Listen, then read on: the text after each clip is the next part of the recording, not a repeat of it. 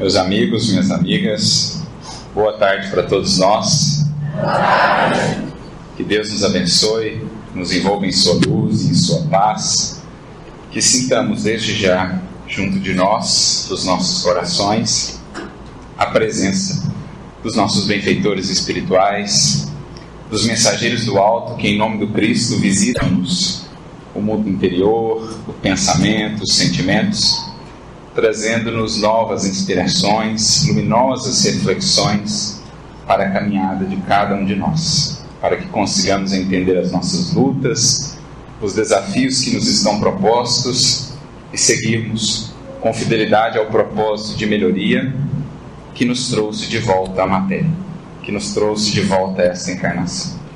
Então, antes de iniciar, eu gostaria de agradecer pelo convite que nos foi feito, pela oportunidade de aqui estarmos pela primeira vez em Jaraguá, nessa região aqui, e esperamos retribuir já todo o carinho que temos recebido, os abraços fraternos, na forma de reflexões que lhes possam ser úteis na caminhada de cada um de vocês.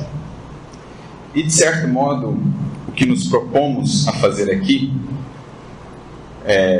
a nossa jornada, digamos assim, antes de iniciá-la, vamos fazer a prece, mas já para trazer um introito, nós vamos fazer uma panorâmica sobre a nossa trajetória espiritual e como o Consolador, o Espiritismo, poderá então nos amparar e tudo que dele temos recebido nos poderá amparar nessa trajetória. Mas para iniciarmos com o pé direito, assim digamos, vamos fazer a nossa prece para que a gente sintonize ainda mais com os benfeitores e possamos, enfim, adentrar essa jornada.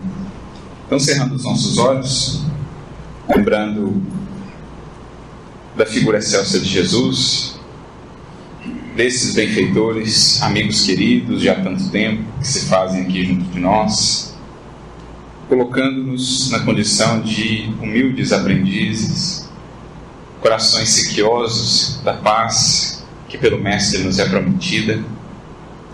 Aqui, Senhor, nos colocamos como aqueles que desejamos compreender-te a palavra sublime, entender toda a beleza, toda a grandeza do que nos trouxeste por meio do seu Evangelho e encontrarmos em Ti as forças para que tenhamos a disciplina, a aplicação devida na construção dessa caminhada, dessa jornada que nos propuseste, que saibamos recolher toda a luz que do Teu coração parte, chega até nós, e que essa luz em nós então se reflita, manifestando cada vez mais para a vida a Tua presença viva em nós, em nossos corações.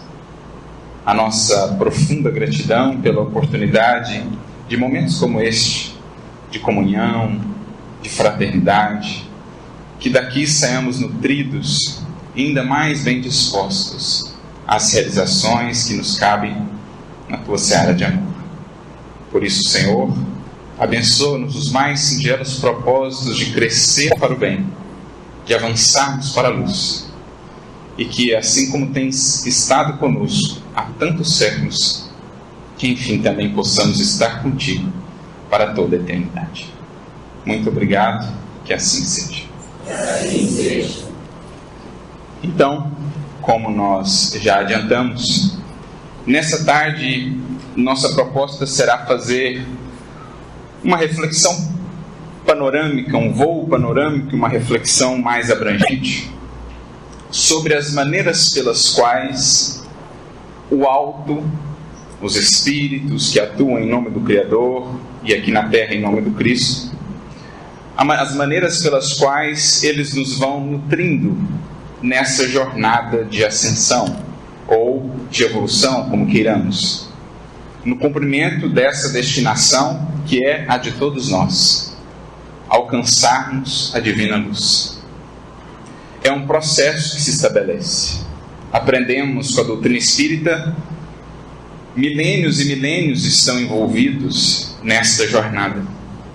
Um processo gradual de tomada de consciência, de identificação dos propósitos, dos fundamentos mesmo da vida, da vontade divina expressa no destino de cada um de nós, processo que demandará naturalmente da criatura a sua parte. Porque se entendemos que o alto tem feito muito por nós, e quando olhamos esse mecanismo sublime da evolução dos seres, percebemos o quão grandioso e sempre presente é o investimento do alto, perceberemos também a importância do movimento da criatura, do esforço de cada um de nós, que em conjunção com o trabalho do alto, resulta então no tão esperado progresso, que vem acompanhado da felicidade, da paz, da plenitude que nós ansiamos. Esse é o desenho, essa é a grande imagem que os Espíritos, as vozes dos imortais, nos trouxeram por meio do Consolador, ampliando em muito a nossa visão quanto ao universo, o seu mecanismo de funcionamento, as leis que nele vigoram, e claro, ampliando em muito também o conhecimento sobre nós próprios, a partir dessa nova visão, desse novo ponto de vista, como diria Kardec, em O Evangelho segundo o Espiritismo, naturalmente nos percebemos também agora convidados a mais realização, chamados a mais consciência. Uma consciência que não seja simplesmente teórica, mas uma consciência que seja também prática, traduzida em transformação. Esse é um processo no qual todos os seres, desde o momento em que são criados, desde o flux inicial, são introduzidos. Estamos todos inseridos nesse processo.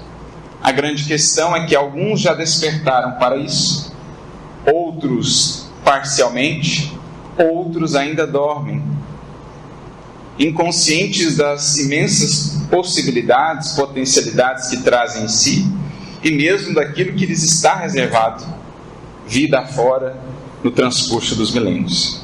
Nós, informados pelo Espiritismo e pelo Evangelho do Cristo, já vislumbramos esses horizontes. E naturalmente, somos convidados agora a um patamar maior de responsabilidade na aplicação disso que temos recebido.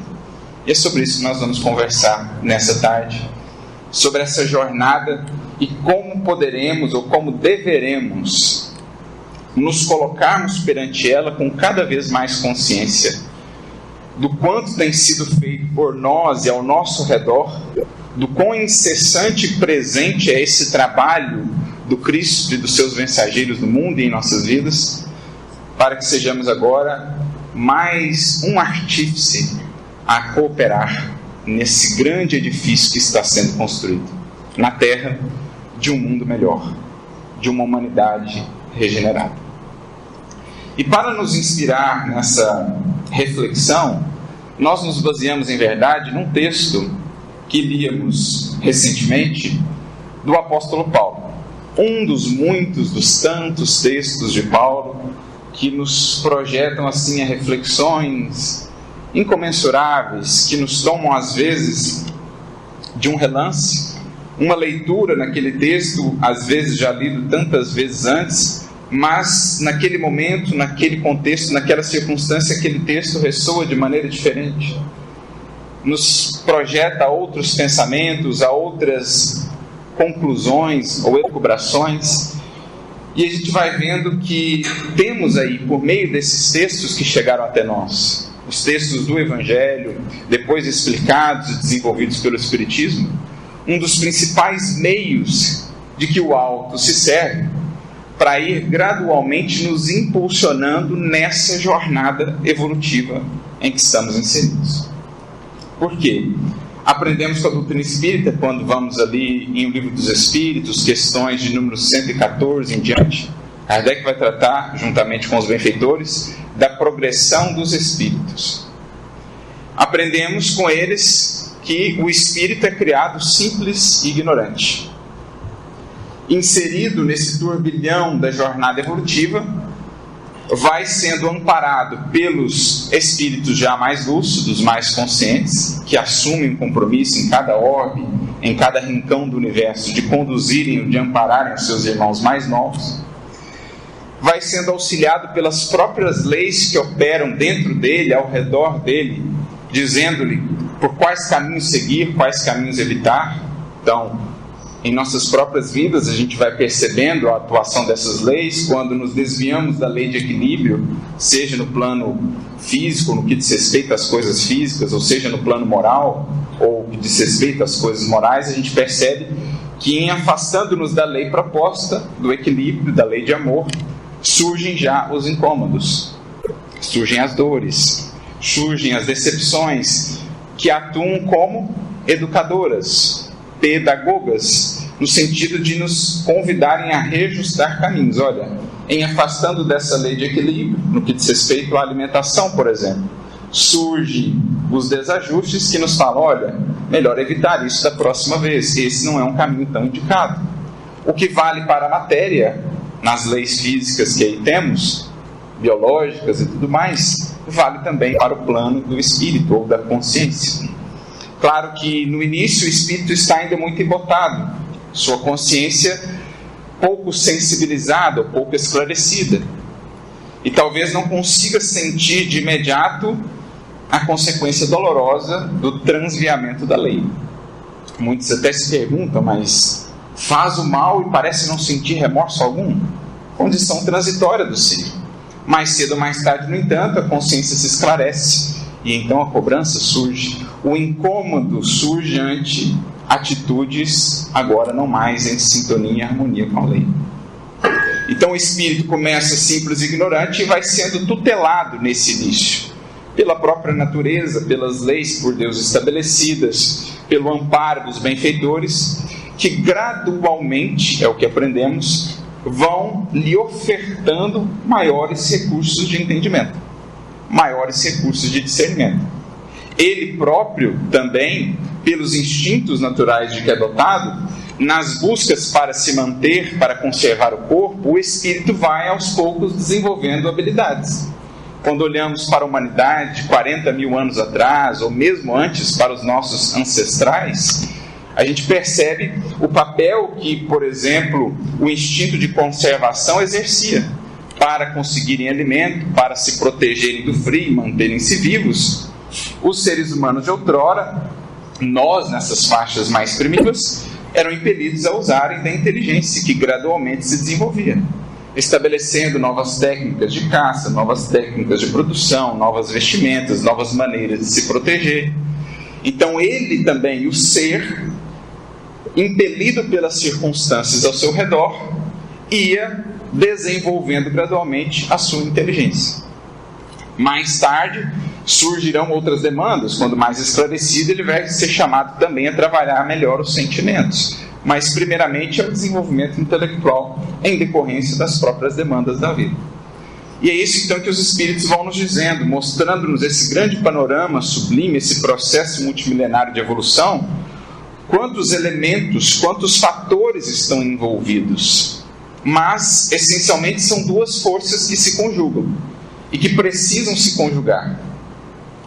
O que vem do alto, o amparo, que começa em Deus, mas o Criador se utiliza de inúmeros espíritos que o servem para estender esse amparo em todas as partes do universo, e os movimentos da criatura, a princípio incipientes, a princípio muito restritos às buscas e às satisfações ou necessidades da matéria. Mas quanto mais ela avança, mais complexa se torna no sentido de demandas, de necessidades, os movimentos vão se ampliando, não mais atender simplesmente às questões fisiológicas, às necessidades do corpo ou da existência. A criatura começa por coisas maiores, por coisas mais transcendentes. Mais do que fome de pão, ela passa a ter fome de infinito, de eternidade, de amor, de comunhão. Então a criatura ela vai expandindo possibilidades e vai sentindo-se chamada a mais fazer, a mais realizar. E é a conjunção dessas duas forças, o que vem do alto e desce até nós, e o nosso esforço de sair de baixo, subir até o alto, essa conjunção é que estabelece o magnífico resultado da evolução. Por isso, a gente vai entender os espíritos também nos orientando logo no início do Livro dos Espíritos, eles tratam ali da questão de Deus, primeiramente, como fundamento de tudo que há, como base fundamental para entendermos toda a criação. Primeiro é preciso entender que há Deus, quais os atributos de Deus, e aí depois eles entram, Kardec juntamente com os Espíritos, num estudo do conhecimento das coisas, do conhecimento da obra do Criador. E Kardec pergunta: qual meio foi dado à criatura para que ela conheça as coisas, para que ela entenda a vida ao seu redor? Porque, como mencionávamos, desde que temos o primeiro alvorecer da razão no espírito, ele começa a querer entender o meio que está, a querer entender se há algo maior. Ele já começa a intuir uma força maior, começa a adorá-la na forma de objetos, de coisas, de outros seres. Mas no fundo é essa curiosidade essencial, esse anseio mais íntimo de todo ser de avançar, de buscar a luz, porque todos fomos criados com esse propósito introjetado em nós. Na linguagem figurada do Gênesis, acerca da criação: e disse Deus, haja luz, e a luz se fará. Esse é o mote da evolução, esse é o mote da criação: ir à luz, buscar a luz. Então todo espírito, embora não pareça, não nos enganemos, anseia pela luz. A questão é que às vezes, desviados, distraídos, iludidos, nós vamos tentando satisfazer esse anseio de luz, esse anseio de amor, com as satisfações mais imediatas do mundo. E é aí que nos perdemos, por vezes, séculos, nas ilusões da matéria. Mas, na essência, na base, é sempre esse anseio de chegar à fonte de onde viemos e para onde haveremos de retornar. Então Kardec pergunta: existem meios de que Deus se serve, ou que Deus ofertou às criaturas para que elas possam então fazer essa jornada, conhecer melhor, entender o que há certo e também elas próprias? É então que os Espíritos dizem que um desses recursos fundamentais é a ciência. A ciência representando o esforço da criatura, o esforço colaborativo, cada vez mais colaborativo das criaturas, vai permitindo a nós, humanidade, ou a nós, espíritos, que a gente vá penetrando nos mistérios da criação divina. O que antes para nós era ignoto, o que antes para nós era desconhecido, vai sendo revelado, ou vai sendo descoberto, na medida em que nos empenhamos por entender os fenômenos. Na medida em que nos empenhamos, e aí, quando a gente olha para a história, vamos vendo que a gente começa com observação, daqui a pouco a gente começa a desenvolver os primeiros instrumentos de observação, depois instrumentos mais elaborados, e assim sucessivamente. O pensamento vai ganhando horizontes, vai ampliando-se em termos de lógica, de dedução. A gente vai penetrando em leis que sempre aí estiveram, em fenômenos, em aspectos da vida que sempre nos cercaram, mas para os quais antes estávamos cegos. Fenômenos, leis que antes estavam para nós velados. Então a ciência, dizem os Espíritos, e aqui pensemos em ciência no sentido abrangente, né? No sentido de buscar o conhecimento e estruturar a busca desse conhecimento e a consolidação desse conhecimento. Então todos os ramos da ciência que possamos imaginar, ela é um dos elementos de revelação das leis e dos mecanismos de funcionamento do universo para as criaturas. Um instrumento que depende, em boa parte, do movimento, do trabalho, do esforço das criaturas. Claro que os cientistas, os que vão buscando descobrir, serão inspirados por inteligências que estão em planos maiores, mas isso não exime a humanidade de fazer esse movimento. Por isso, inclusive, Kardec, várias vezes na codificação, é impelido a tratar esse assunto. Por que os Espíritos não trazem as curas para todas as enfermidades, para nós, via mediúnica? Por que nos falam as soluções dos principais problemas de maneira assim, pragmática para nós? Porque nos privariam de um dos principais elementos de evolução. No esforço da ciência, a criatura desenvolve inteligência, a criatura desenvolve, amplia possibilidades, desenvolve instrumentos até. O esforço colaborativo se dá, se estabelece. Então, por isso, a ciência é um desses elementos. É o que a gente vai ver ali, questão 19 e outras questões de O Livro dos Espíritos. Mas Kardec pergunta, certo, a ciência tem esse papel, que é essencial, mas existirá um outro meio? Talvez daquilo que a ciência por ora não consiga alcançar, ou porque não é propriamente o seu objeto de estudo, mais voltado geralmente para a matéria? E então que os Espíritos dizem, sim, quando Deus entende que é útil, ou é chegado o momento, Ele pode revelar o que a ciência por ora não é dado a alcançar. Então eles tratam aqui de um outro elemento, de um outro recurso por meio do qual a criatura vai descobrindo a vida, o universo e a si mesma, com o auxílio do mais alto.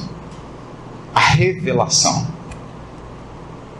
que em geral vai estar mais voltada para as questões que transcendem a matéria, para o domínio do espiritual, ao passo que a ciência, de modo geral, está ainda mais voltada, tem como objeto de estudo a matéria e as suas leis.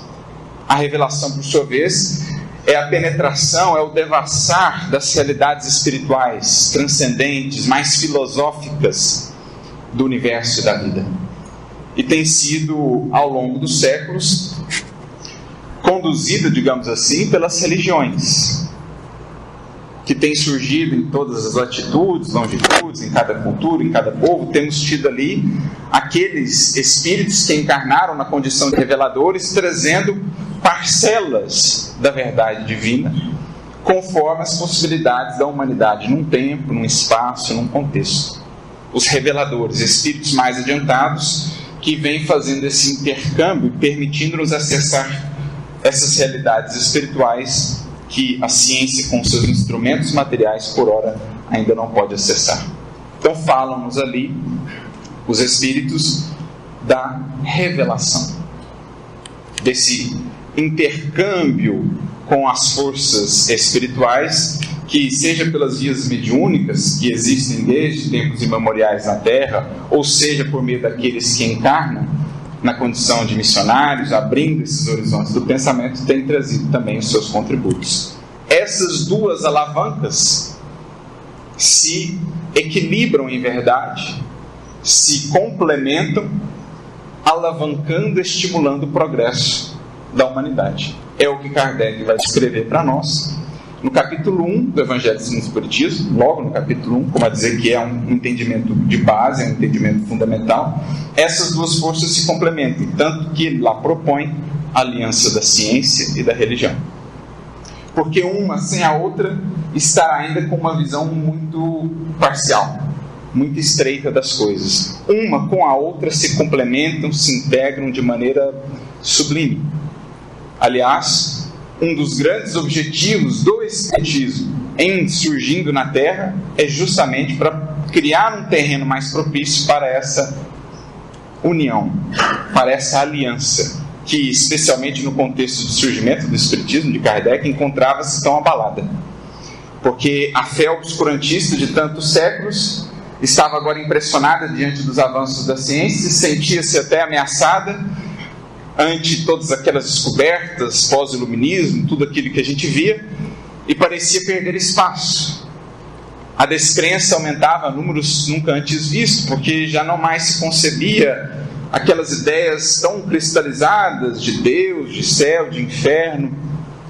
Conforme se trazia até então, era preciso renovar alguns conceitos, mas em geral não se abria mão daqueles antigos conceitos. A ciência ia seguindo o seu papel, também desmerecendo a fé nos aspectos positivos que ela tinha, o propósito da vida que ela dá, o sentimento, o convite também a olhar para o coração, a questão da interação, da conexão com Deus. Então, uma como que desprezava a outra, uma olhava de maneira enviesada para a outra, e essa existência se mantinha, o progresso ficava aquém do que poderia ser. Surge o Espiritismo com essa proposta de identificar o cumprimento, melhor dizendo, dos destinos, de cada uma delas, ou das finalidades de cada uma delas, para que ambas unidas agora pudessem alavancar a humanidade nesse novo período em que adentramos, em que enfim deixaremos para trás a era, digamos, da matéria para adentrarmos a era do espírito,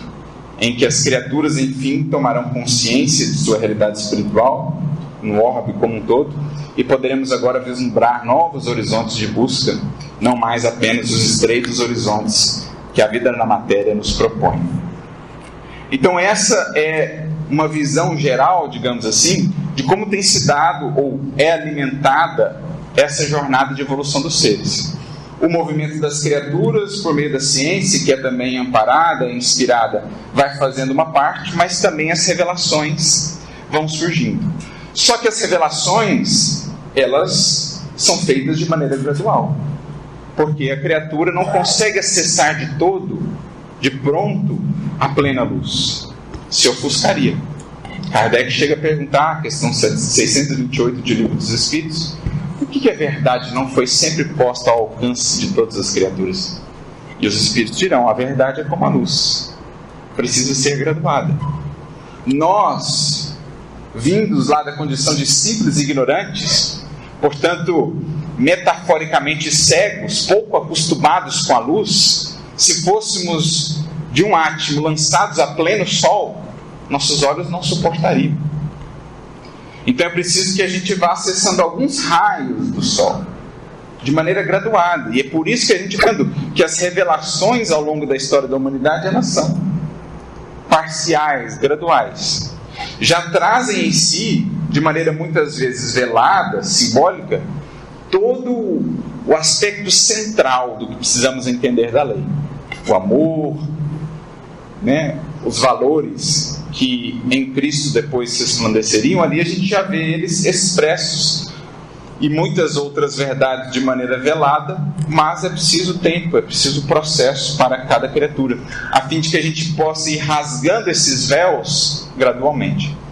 Então, se a ciência vem rasgando alguns véus, se nós, por meio do esforço de pesquisa, de análise, de estudo, vamos rasgando alguns véus, a misericórdia do alto também vai abrindo para nós alguns desses véus, vai desvelando ou vai revelando para nós algumas dessas realidades. Quando entendem, já estamos mais aptos. Esse é o sentido também de revelação, é abrir um pouquinho mais do véu, abrir um pouquinho mais da cortina, para que essa nova luz agora alimente um novo impulso de progresso em nós, porque a luz recebida torna-se em nós dever ampliado, consciência esclarecida, que nos impele a mais fazer, a mais transformar, para que nos habilitemos depois a mais luz, e assim sucessivamente numa jornada, numa espiral que nunca cessa na evolução. Luz recebida é luz trabalhada, luz refletida, que depois se capacita para receber mais luz, e assim sucessivamente. Então esse é o processo de revelação. Essas verdades divinas vêm sendo trazidas para nós gradualmente por vários missionários, e para nós espíritas em especial, Kardec, assim como os benfeitores, estabelecem 3 grandes marcos dentro dessa corrente de aprendizado em que estamos inseridos, dentro desse processo pedagógico em que estamos inseridos. Os benfeitores dizem que nós temos 3 grandes marcos. Primeiro, com Moisés, que traz os fundamentos da justiça, que trouxe profundas verdades, muitas delas veladas, que só hoje a gente vai conseguindo adentrar e penetrar. Depois do Cristo, depois do Consolador, a gente vai conseguindo entender os símbolos, a profundeza do que ali já estava. Então ele já traz as bases da justiça, claro, elementos humanos em algumas orientações suas, porque os tempos demandavam, a condição dos espíritos da época demandava, mas já temos muitas coisas ali divinas. O próprio Decálogo, diz Kardec, atemporal. O que ele nos falava 3.000 anos atrás segue sendo orientação profundamente atual e pertinente para nós ainda hoje, porque reflete a lei, que é eterna e imutável como o próprio Criador. Então temos o primeiro marco em Moisés, que abre para nós alguns desses véus. Depois nós temos um segundo grande marco no Evangelho, em Cristo, onde em verdade resplandece a maior luz que a humanidade já viu. Em Cristo, os véus como que se rasgam, mas estabeleceu ele a sua atuação e as suas lições de um modo tal que a luz ela não se revela plena para quem chega num primeiro olhar. É preciso buscar. É preciso remover escamas, como no caso de Saulo, para que a gente consiga ver toda a luz que está em Cristo. Por isso o simbolismo não é tão interessante. Quando Jesus morre, lá na crucificação, dizem os evangelistas, então o véu do templo se rasgou de alto a baixo. É um simbolismo, porque em Cristo nós vimos o máximo que a humanidade poderá acessar de Deus.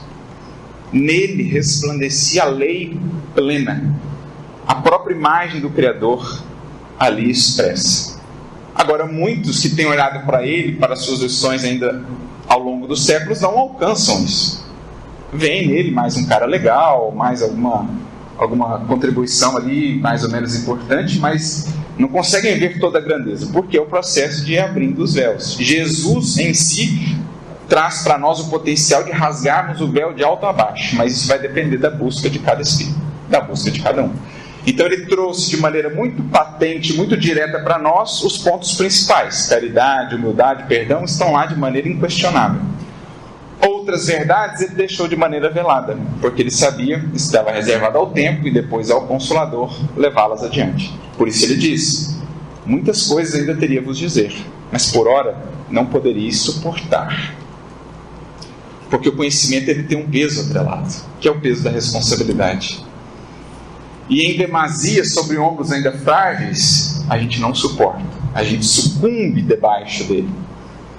Então Jesus fala: ainda não podeis suportar, mas um dia podereis.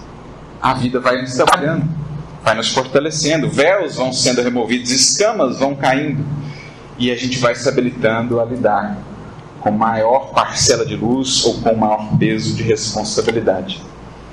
Se a responsabilidade traz consigo esse peso, não nos esqueçamos, traz também consigo a chave de nossa liberdade. Nenhum espírito será verdadeiramente livre caso não seja responsável, caso não atue com discernimento, com lucidez, caso não seja senhor do seu destino e dos seus atos. Responsabilidade é desafiadora, sim, no entanto, é libertadora, é o único caminho libertador. Por isso o mestre diria: conhecereis a verdade e ela então os fará livres. Então Jesus é esse segundo grande marco para nós de revelação. No seu evangelho nós temos a mais alta contribuição que a humanidade já recebeu. O maior potencial de luz e de iluminação do Espírito está no evangelho de Jesus. Que, não nos enganemos, não é o texto, é a vida do Cristo, cujo texto expressa, cujas palavras estão coerentes àquela vida. Isso é o evangelho de Jesus. Só que muitos ainda se deterão na superfície do texto, na forma do texto, nos aspectos mais históricos ou literais do texto. E aqui está um dos motivos de buscarmos uma casa espírita, de buscarmos os estudos, de buscarmos o Consolador, enquanto esse grande explicador para nós do evangelho de Jesus, porque ele vai nos ajudando a tirar os véus que ainda nos impedem de ver o Cristo tal qual ele é, em sua magna grandeza.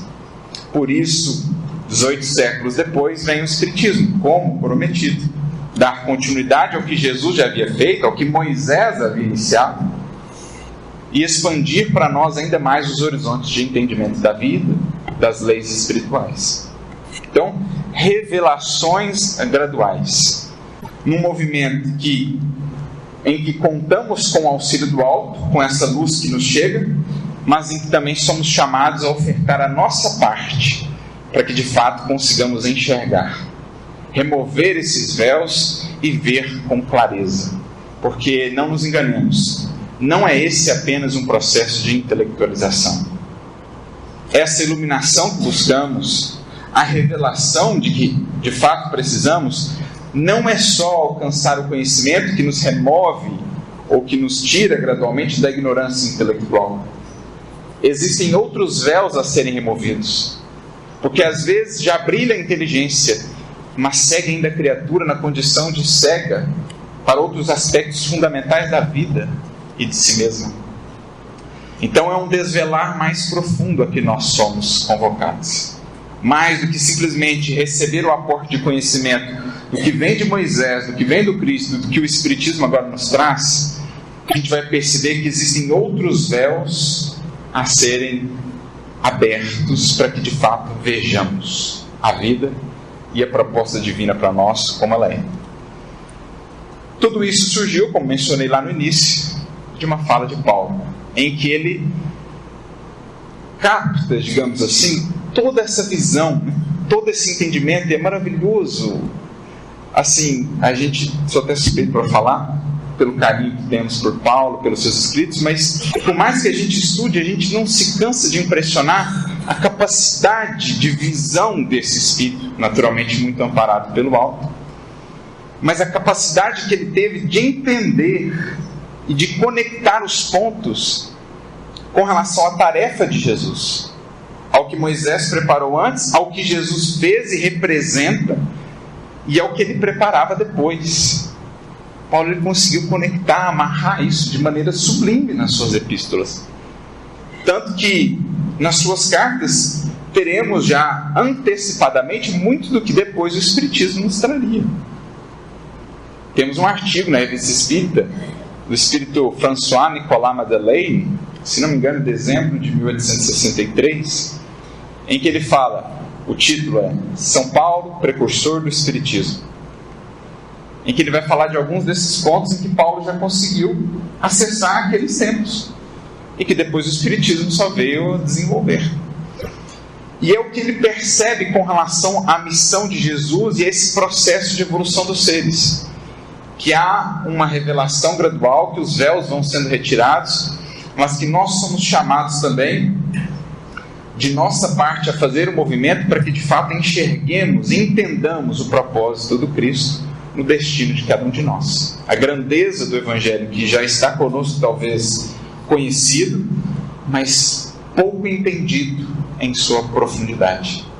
Ele entende que o que nós vivíamos ali, por exemplo, aos tempos de Jesus, todas aquelas expressões de religiosidade, na verdade eram recursos didáticos e pedagógicos da espiritualidade superior, nos preparando para um entendimento futuro mais profundo do que seja de fato espiritualidade e comunhão com Deus.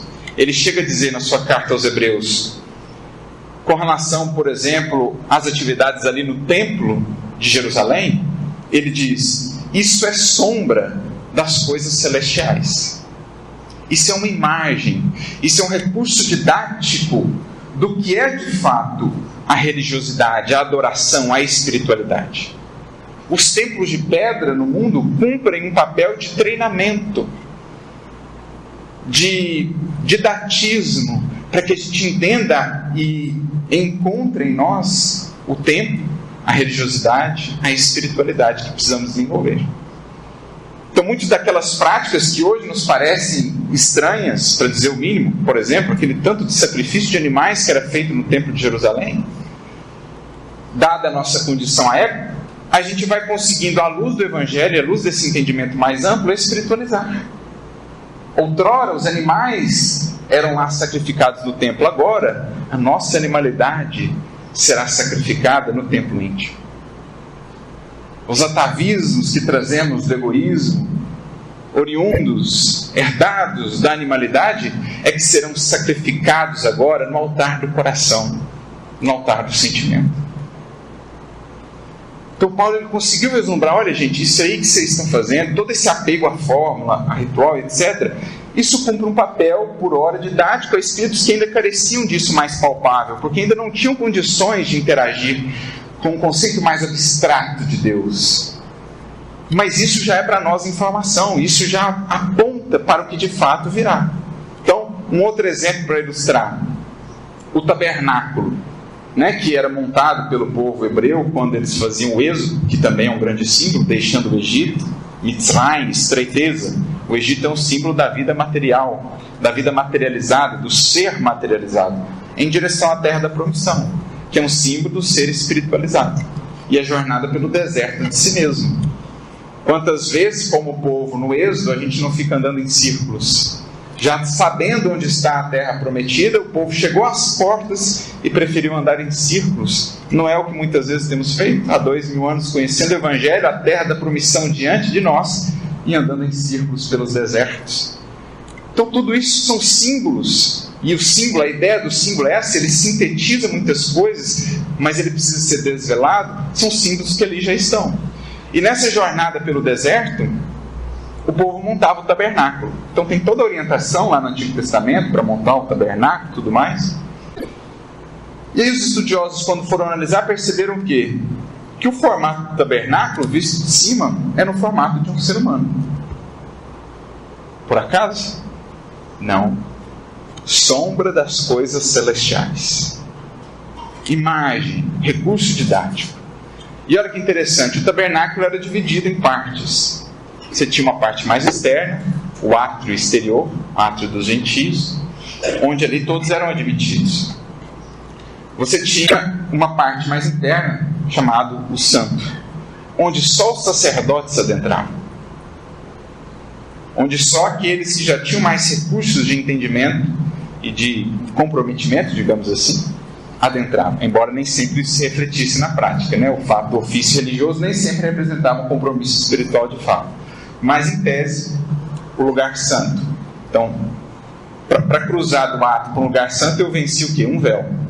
Tinha uma cortina, um véu. Então, abria um véu e entrava um pouco mais. E depois, lá no mais íntimo do templo, do tabernáculo, tinha o Santo dos Santos.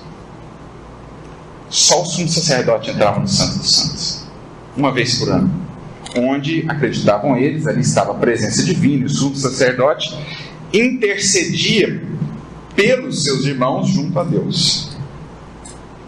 E o que estava lá no Santo dos Santos? O que era guardado? Lá ficava a Arca da Aliança.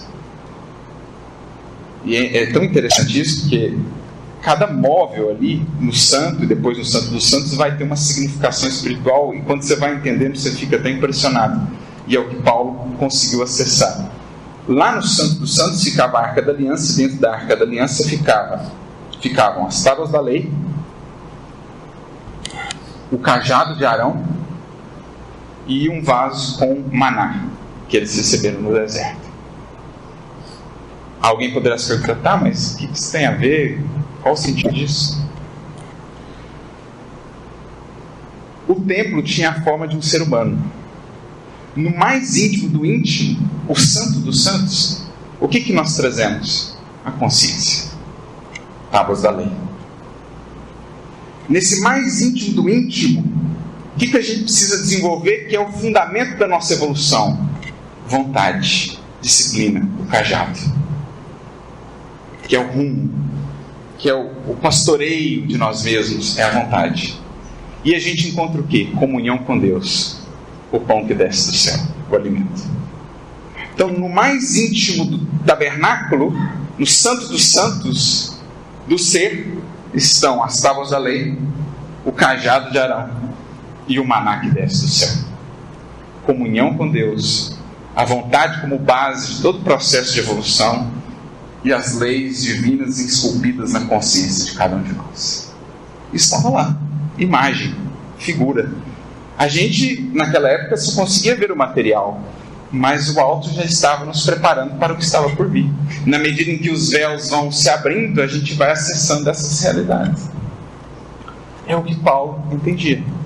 Por isso, nós separamos esse trechinho que se encontra no livro, ou na epístola, segunda epístola de Paulo aos Coríntios, lá no capítulo de número 3, dos versículos 13 em diante, Paulo traz algumas considerações interessantes. Ele diz assim: e não somos como Moisés, que punha um véu sobre a sua face, para que os filhos de Israel não olhassem firmemente para o fim daquilo que era transitório.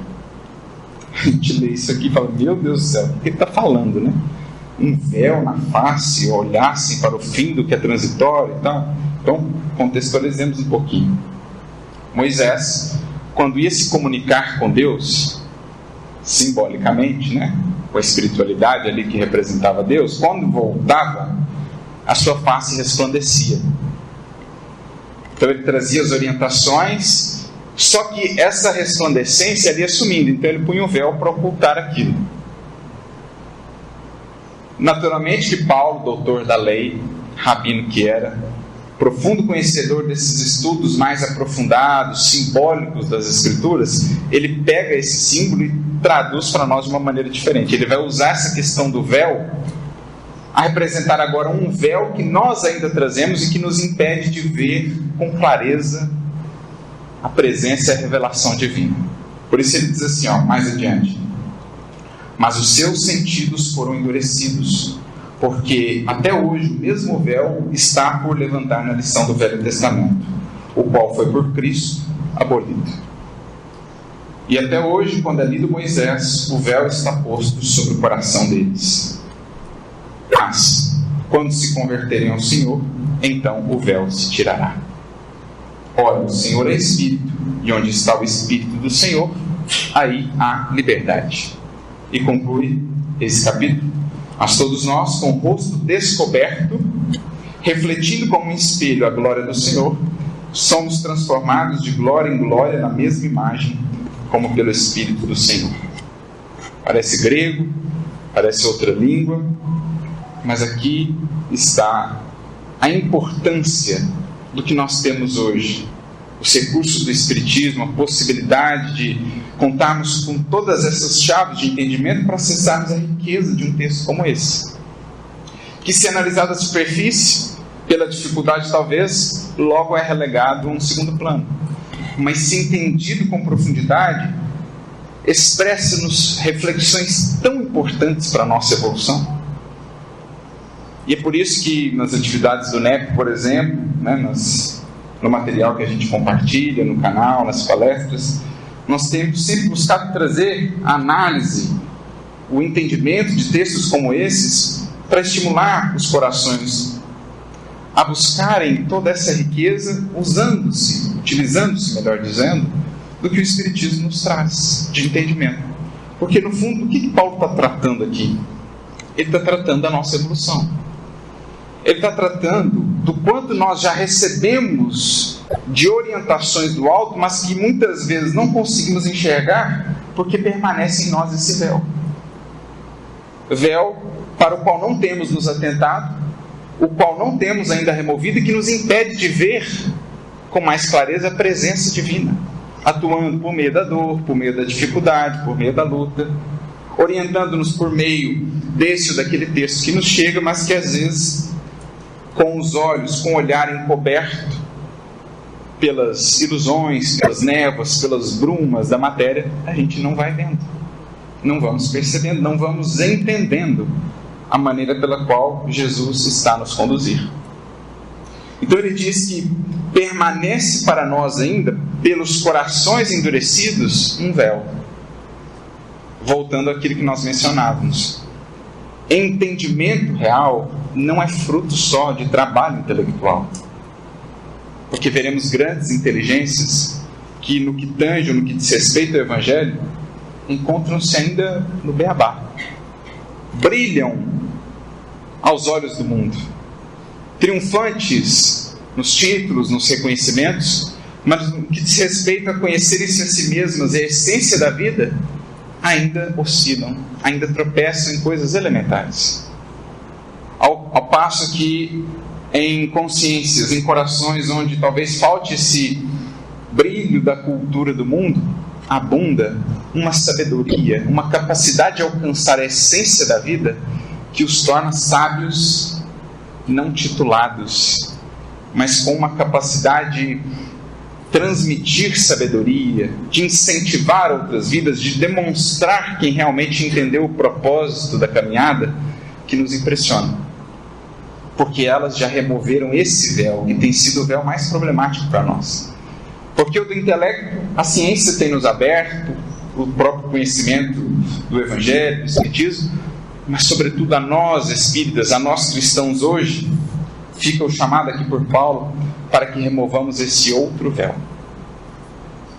O véu que nos permitirá acessar o Evangelho na sua profundeza, que nos permitirá encontrar as respostas que o nosso coração tanto tem ansiado e que às vezes estão diante do nosso olhar, mas que não temos conseguido captar. Porque assim é a evolução do Espírito. Evoluir é desvelar, é remover escamas. Ao toque de Jesus, o grande condutor de todos nós, como um dia aconteceu com Saulo, a gente vai deixando para trás escamas, o nosso olhar se aprofunda na percepção da vida, das criaturas e de nós mesmos. É isso que a gente precisa buscar.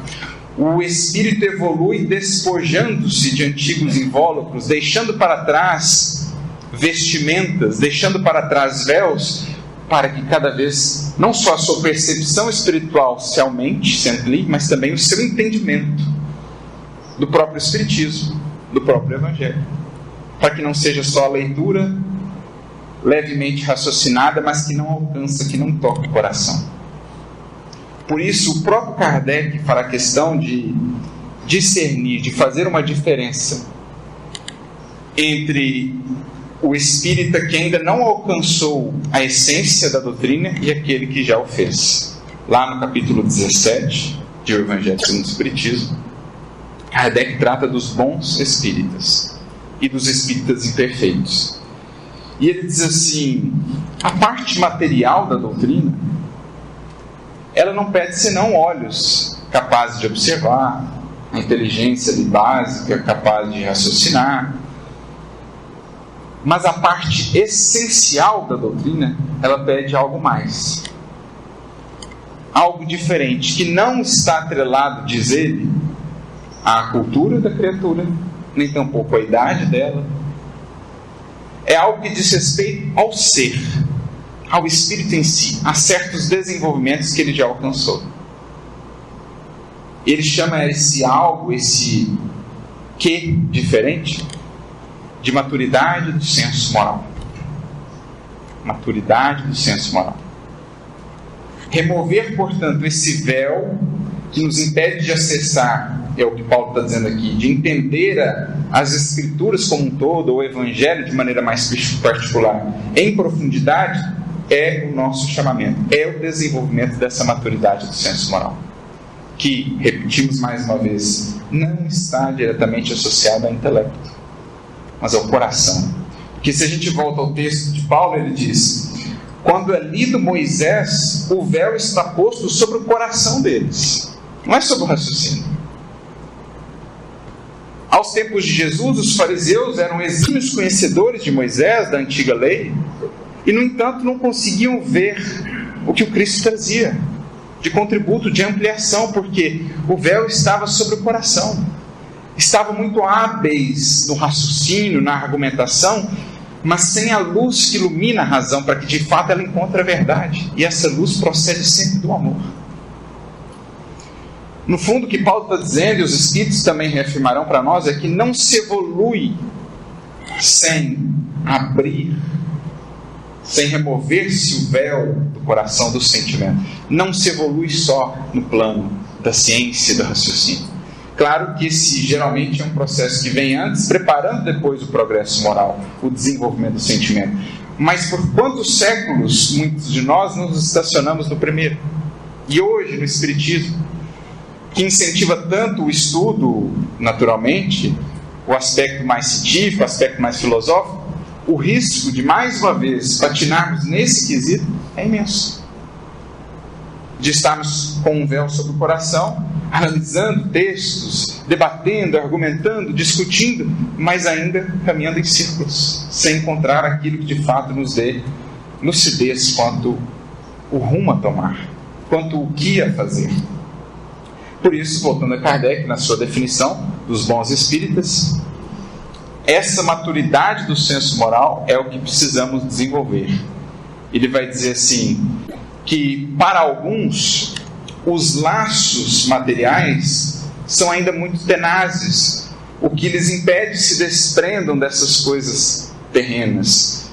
Os véus são ainda muito presentes, as névoas que lhes envolvem a visão espiritual, lhes impedem de ter uma visão mais do infinito. E por isso sentem mais dificuldade de se renovarem dos seus pendores, dos seus hábitos, da sua postura. Porque talvez o conhecimento já lhes alimente de alguma maneira o raciocínio, o anseio da inteligência, mas ainda não lhes tocou as fibras do coração, que estão pouco sensibilizadas. Ele chega a usar o exemplo de um músico. Aquele para o qual o Evangelho já é mais sentido, aquele para o qual o Evangelho já faz mais sentido, é aquele cujas fibras já estão mais sensibilizadas. Ao ouvir uma música, os acordes lhe tocam, lhe emocionam, ao passo que para o outro serão simplesmente sons. Então, há uma escola do coração a ser buscada. E aí a gente começa a entender por que, a par do estudo da fé raciocinada, falam-nos tanto os Espíritos da caridade. Emmanuel comenta: muito se tem falado em nosso meio de uma fé raciocinada, mas pouco se lembra de uma razão iluminada. Porque a fé será realmente raciocinada com a lucidez necessária sem uma razão iluminada? Se o sentimento não está, pelo menos minimamente, despojado do orgulho, da vaidade, da ilusão? É preciso humildade, é preciso abertura, é preciso sensibilidade para realmente alcançar o Cristo, sentir-se tocado por Ele e chamado à vida nova que Ele nos propõe. Isso nos faz lembrar a benfeitora Narcisa em diálogo com André Luiz. André, que vinha dessa escola de muito raciocínio, médico, pesquisador, reconhecido e tal. Quando chega em nosso lar, ele vai iniciando a sua escola do coração, aprendendo a servir, que é a principal escola do coração. E aí, quando a gente passa para o segundo livro, Os Mensageiros, a gente percebe já significativas mudanças em André, e ele mesmo uma hora se impressiona com as mudanças que ele está sentindo, porque ele começa a olhar e ele parece ver a vida mais bela. Ele começa a ver ali as esferas onde ele habitava, ele começa a reparar: puxa, mas parece tudo mais sábio agora, tudo parece mais belo, mais encantador. E ele mesmo se impressiona com essa nova visão que ele estava tendo. E aí a Narcisa aproveita a ocasião e diz: é porque tens te renovado, meu amigo. Agora o Evangelho do Cristo para você passa a fazer, ou a ter um outro sentido. Enquanto, diz ela, nos engolfamos em cálculos e raciocínios, o Evangelho não nos parece senão um repositório de ensinamentos comuns. No entanto, quando os nossos sentimentos se renovam, eis que o Evangelho revela aspectos antes desconhecidos à nossa inteligência. Quando nós crescemos para o Senhor, os seus ensinamentos crescem também ao nosso olhar. Por quantos séculos, tantos e tantos espíritos têm passado por essas páginas do Evangelho, presos na forma, nas questões históricas, nas aparentes divergências, na construção de dogmas, nos processos que a gente criou de exclusão, de perseguição. Quantos não têm compulsado essas páginas sem conseguir vê-las? Por quê? Engolfados em cálculos e raciocínios. Quantos temos mergulhado nessas páginas sem de fato nos sentirmos mais conformes a elas? Ou sem sentirmos que elas de fato agora se escrevem em nós? Por quê? Engolfados em cálculos e raciocínios. O véu que nos impedia de ver.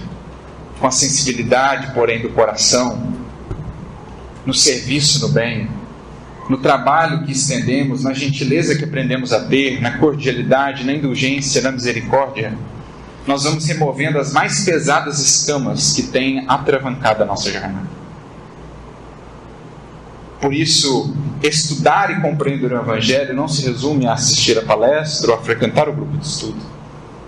Se resume à vivência no lar, se resume a serviço, se resume a paciência, a perseverança no clima da dor, quando ela nos visita. Porque são essas as experiências mais reveladoras para nós, mais transformadoras. Porque em nos transformando, transformam o nosso olhar. Em nos tirando da superficialidade da vida, da superficialidade de nós mesmos, dão-nos profundidade também de leitura. Porque só a criatura muito superficial quanto a si mesmo para exigir tanto da outra. Só a criatura muito superficial quanto a si mesma e aos porquês da vida para se revoltar tanto diante da dor. O que essas experiências vão fazendo conosco, principalmente a convivência e as lutas, é dar profundidade de entendimento de nós próprios. E isso nos dá profundidade de entendimento do Cristo. O que revela-nos a dor em nossas vidas, ou a convivência do outro, é sobretudo a nós próprios. A dor nos revela, o próximo nos revela. Removendo esses véus que nos impediam de enxergar a nós mesmos, também os véus que nos impediam de enxergar o Cristo mais belo e mais grandioso vão caindo. Por isso a importância da escola do coração. Esses aqui sobre os quais Paulo falava, há tanto tempo, detidos nas fórmulas, nos rituais, nas exigências, nos aspectos exteriores de religiosidade, não conseguiam passar além, ficavam nos rudimentos da doutrina, como dizer, porque não entendiam que aquilo apontava para algo maior, ficavam presos no fato de Jesus lavar ou não lavar as mãos assim ou assado, se Jesus fazia a cura no sábado ou não, se Jesus cumpria os rituais no templo ou não, mas não conseguiam ver o que o Cristo trazia. Quantos de nós não temos estado nessa condição? Exigindo tanto dos outros, exigindo tanto até mesmo do Cristo, sem ver que a vida já nos tem correspondido com o que precisamos. Basta, caiam de nós esses véus, sejam removidas essas escamas de nosso coração, para que então a luz do sentimento renovado projete-se ao nosso olhar, e o nosso olhar expanda-se para a vida. De certo modo é o que aconteceu com o próprio Paulo. Ele fala aqui mais maduro, transformado, mas um dia foi ele o que não conseguia enxergar, o que trazia também sobre o seu coração esse véu. Esteve ele diante de Estevão, esteve ele diante de Abigail, convertida ao Cristo, mas não conseguia ver. Foi a luta, foram as dores que foram gradualmente removendo-lhe aquelas escamas. O contato misericordioso de Jesus em nossas vidas chega das formas mais diversas, mas em geral pelas desilusões, pelas decepções quanto àquilo que buscávamos no mundo. Ele vai nos convidando a olhar para mais alto, para mais além. E foi o que aconteceu com ele. Mesmo depois da conversão, um longo trabalho ainda, um porfiado trabalho, por sair só daquele cultivo da inteligência e enfim descobrir a fonte luminosa do coração. Quando ele vai fazer a primeira pregação depois da conversão, ele tem uma imensa decepção, porque ele não é acolhido, quase ninguém ouve, quase ninguém dá atenção para ele. Aqueles corações não conseguiam, como ele há pouco tempo antes, ver o que estava no Evangelho. E aí quando ele volta para falar com Ananias, mais sábio, mais experimentado na vida, Ananias diz: Saulo, o Senhor lhe deu a tarefa do semeador, e o primeiro movimento do semeador é ajuntar sementes. Por ora, Saulo, a sua vida ainda não consegue corresponder às suas palavras, e por isso as suas palavras não são tão poderosas. Mas o tempo vale por céus, em especial, Paulo, as lutas, a dor, porque só ela, diz Ananias a ele, nos humaniza.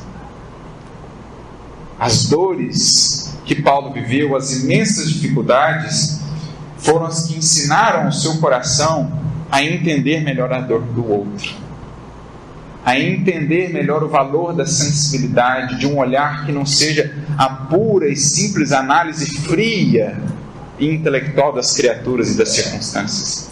É preciso dar um toque de sentimento em tudo que analisamos. É preciso que a luz e o calor do amor envolvam a nossa análise, para que ela não seja fria como um mármore, para que ela de fato saiba penetrar a essência das necessidades, das fragilidades de cada um. Então tudo que ele viveu foi na verdade para ele treino, para ele conseguir remover esse véu que ainda trazia sobre o coração e conseguir produzir para nós textos como esses, tão belos e tão profundos. Não seriam possíveis não fosse todo o trabalho de remoção desses véus, de sensibilização do seu coração. Então, por isso Kardec deixa claro para nós no Evangelho do Espiritismo: o Espiritismo bem compreendido, mas sobretudo bem sentido, conduz ao homem de bem, ao ser humano de bem. Compreender sim, mas sobretudo avançar além, buscando sentir. Remover os véus da ignorância intelectual, sim, esses já temos removido. No entanto, atentar para o véu que ainda está posto sobre o nosso sentimento, buscar a escola do coração com Jesus, porque essa de fato é libertadora. essa de fato nos prepara, nos municia para viver as experiências desafiadoras que hão de vir. Quanto mais aprofundamos na experiência com Jesus, mais dignos somos considerados do testemunho.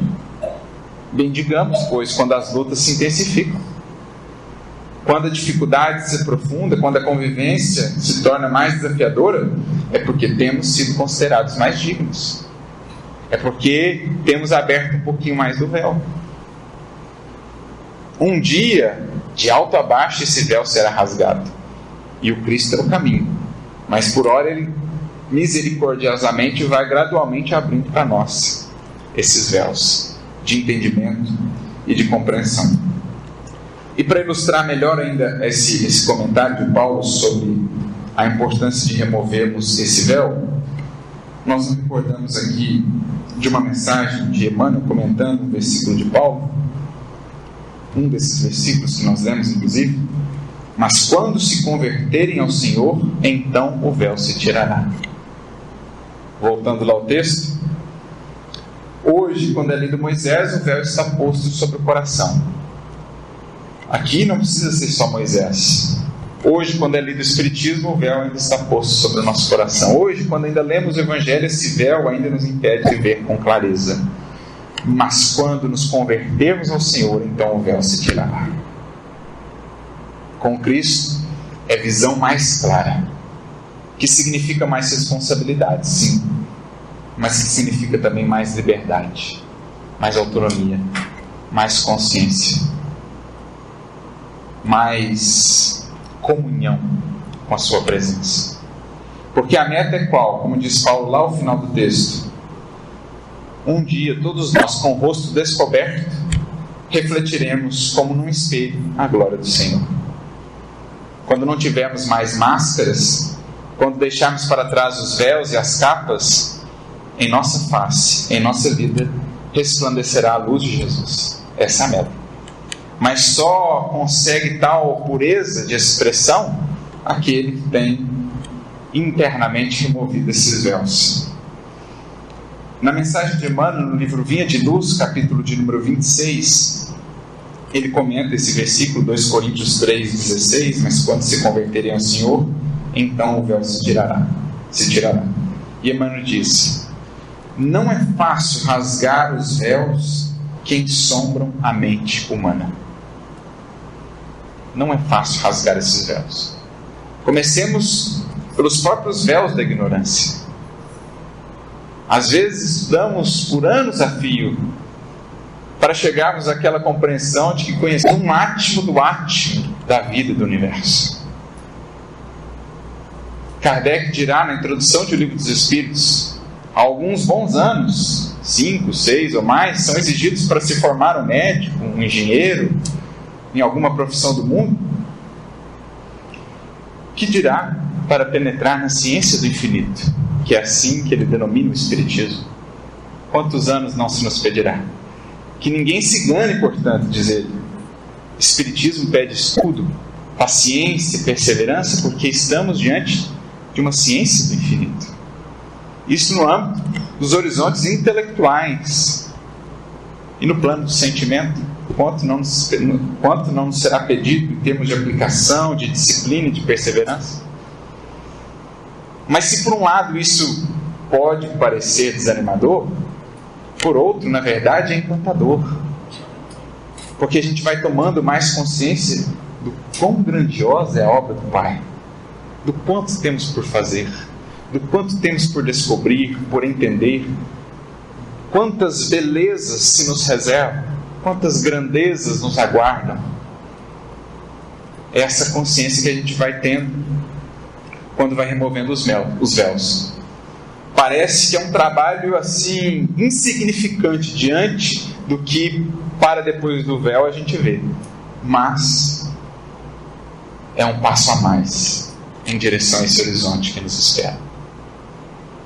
Quem apenas analisa, prossegue Emmanuel, pode ser defrontado por dificuldades inúmeras, demorando-se muito tempo nas interpretações alheias, ou seja, sem consolidar em si e para consigo o seu próprio entendimento da vida. Quantas vezes a gente não vai caminhando vida fora porque ouvimos outro falar, porque outro pensa assim, porque acolhemos ideias que não são nossas, mas também não foram amadurecidas ou refletidas por nós. Enfim, quantas vezes não somos na vida levados sem de fato caminhar por nós mesmos? E uma das coisas que o Cristo vem fazer ou propor é essa evolução consciente, autônoma, em que o ser, senhor de si, passa a estabelecer com clareza o seu propósito. Não é mais uma folha ao vento, não é mais um entre a multidão arrastado para aqui e para colar, conforme os movimentos de manada. Ele é um ser agora operando no universo, consciente do que é e do que pode fazer, do que não deve fazer, do que lhe espera e de qual é o caminho para chegar até lá. Essa é a proposta. Paulo diz também na primeira carta aos Coríntios: na primeira condição, mais imaturos, somos almas viventes. A partir do Cristo, somos espíritos vivificantes. Saímos de uma posição mais passiva, sendo arrastados pela vida ou pelos outros, e passamos à condição de quem opera com consciência a vida e a evolução. Não precisaremos mais aprender com curvas tão dolorosas, jornadas em círculos viciosos. Não, avançaremos com mais retidão, como diz o Batista, endireitando os caminhos do Senhor. Quem somente se convence pode tender ao dogmatismo feroz. Então, convencimento puramente intelectual pode traduzir-se no dogmatismo que vimos nos fariseus, por exemplo, a perseguirem a Jesus. Muitos cientistas e filósofos, escritores e pregadores assemelham-se aos pássaros de bela plumagem, condenados a baixo voo em cicoais extensos. Então, a bela plumagem da inteligência desenvolvida, mas ainda voa baixo, em meio à mata densa. Conhecem muito desse ou daquele aspecto da ciência, mas sobre si ignoram boa parte do seu mundo interior, de si mesmos. Falta-lhes às vezes a força ante uma luta moral, ante um desafio da existência. Então é preciso não só ganhar em horizontalidade na vida, que é o conhecimento intelectual, mas sobretudo em verticalidade, que só o sentimento pode dar. Porque aí saímos do voo baixo em meio aos cicoais e projetamos ao infinito. O olhar se estende tão mais além, e nesse olhar tão mais expandido, o que são as poucas ou pequeninas lutas de um ano, de 10 anos, de uma encarnação que seja. Lá do avião, quando olhamos para baixo, não vemos os detalhes, vemos uma visão mais ampla, mais abrangente. Assim será a nossa vida quando soubermos olhar de mais alto, voar, planar mais alto pelo pensamento, pelas possibilidades do espírito. Vigorosas inteligências, temporariamente frustradas por véus espessos, estão sempre ameaçadas de surpresas dolorosas por não se afeiçoarem realmente às verdades que elas mesmas admitem e ensinam. Então há horizontalidade, há esse desenvolvimento do entendimento, mas falta ainda a verticalidade, que se expressa na coerência do que se sabe e do que se vive. Voltando à definição do bom espírita por Kardec, no primeiro caso, o indivíduo entrevê esses horizontes, mas não consegue desconectar-se da vida que vinha levando. Não há coerência entre o que sabe e o que vive.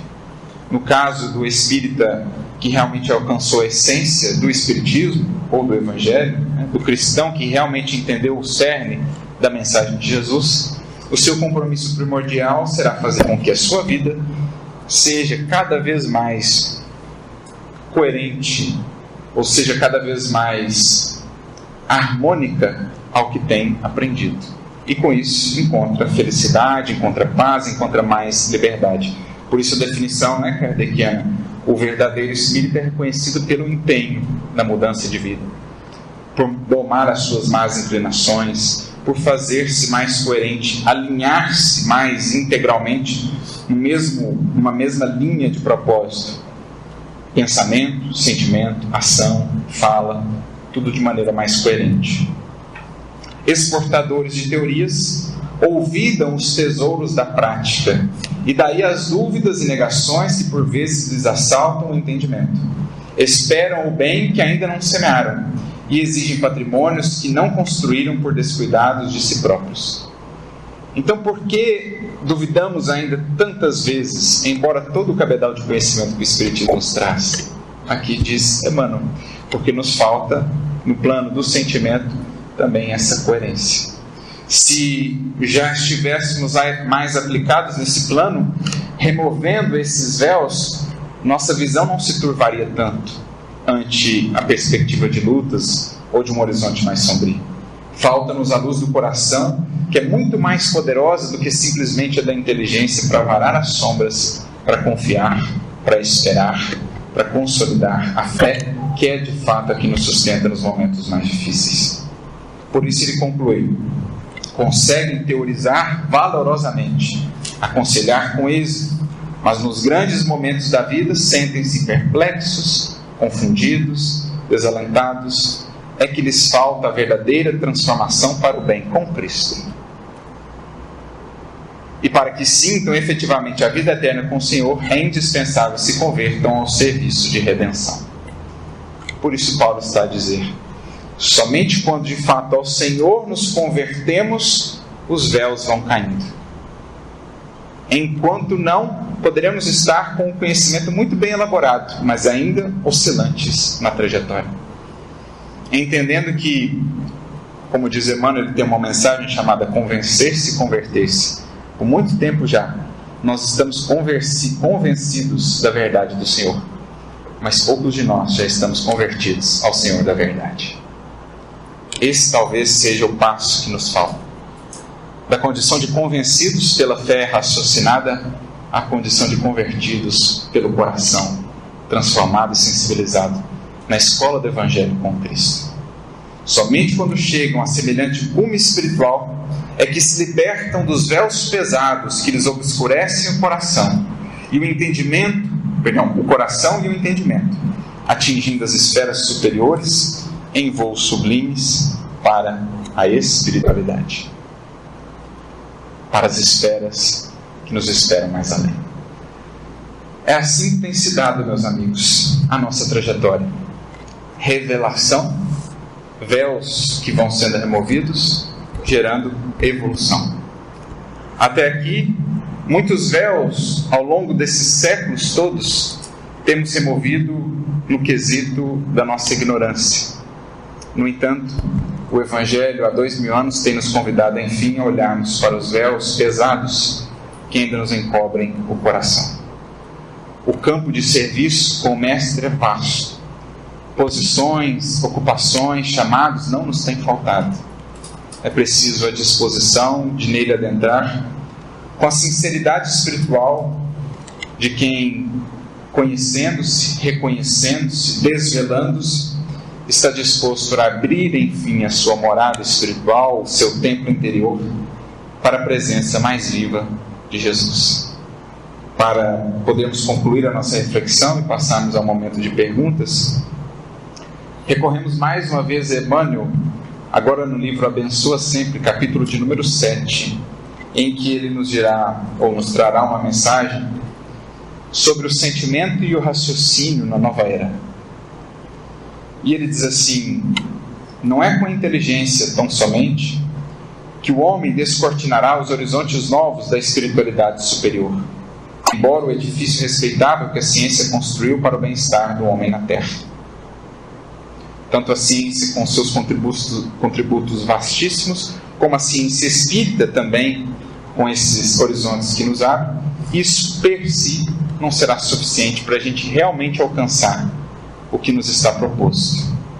É imprescindível educar o coração, desintegrando os véus densos que lhe obscurecem a visão panorâmica da eternidade, qual se extraíssemos o diamante do seio escuro e empedrado do sol. Educar o coração para que de fato a eternidade se faça tão palpável para nós que não nos sintamos mais tranquilos ou mesmo acomodados em estar onde estamos, mas sintamos impelidos em avançar para o que nos espera. A hora, ele diz mais adiante, a hora não pertence simplesmente à energia atômica, mas à energia mental que seremos convidados a desenvolver sob a inspiração do Cristo e que comandará todos os progressos que temos por fazer nessa nova etapa da humanidade que está se iniciando. No coração permanece o santuário da luz, É de suas fontes cristalinas que se ergue o pensamento construtivo, santificante e renovador. Por isso mesmo, do sentimento iluminativo sobre o raciocínio calculista, surgirá para vós outros, seres eternos quanto nós, que já atravessamos as fronteiras da morte física, uma era nova, em que o homem encontrará efetivamente o seu irmão, o outro homem, e em que a humanidade saudará o amanhã sublime da verdadeira concórdia sob a claridade do Evangelho renascente. Não menosprezemos o patrimônio intelectual, mas, conclui ele, utilizemos na extensão da riqueza que nos felicita as condições de ação e desenvolvimento no mundo.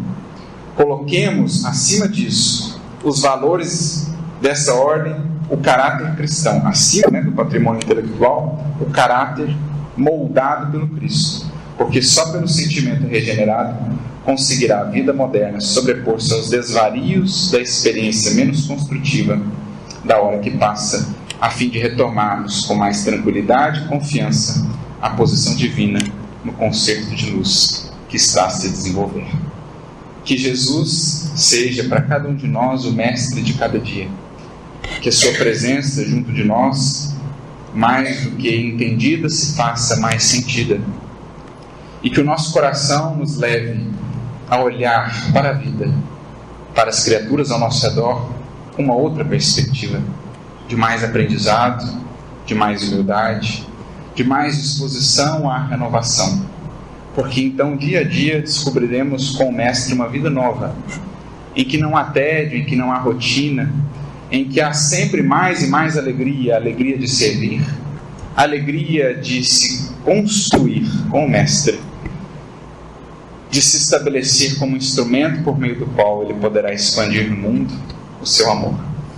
É o que o Paulo fez, saindo um dia dos pesados véus da cegueira, do orgulho em que se encontrava, converteu-se para nós nesse apóstolo, cuja vida, cujas palavras refletem-nos tão vivamente a presença de Jesus. É o que, creio, esperamos cada um de nós.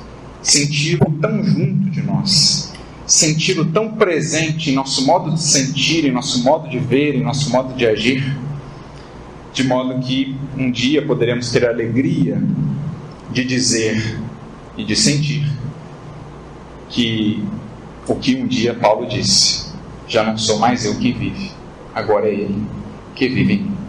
Que Deus abençoe e inspire a todos e que o sintamos vivendo em nós a partir desse esforço de remover os véus, de receber-lhe a presença e então refleti-la ao mundo que carece, que anseia por essa luz.